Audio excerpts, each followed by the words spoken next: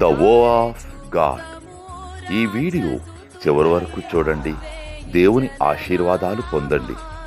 దేవుని నామములో మీకు నా హృదయపూర్వక వందనములు.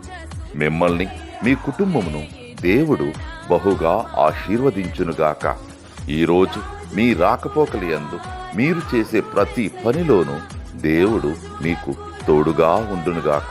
మీరు ఊహించిన అద్భుతాలు, ఆశ్చర్యకార్యాలు ఈరోజు మీ దేవుడు మీ జీవితంలో చేయునుగాక. ఈరోజు నీ దేవుడు నీతో మాట్లాడే మాట: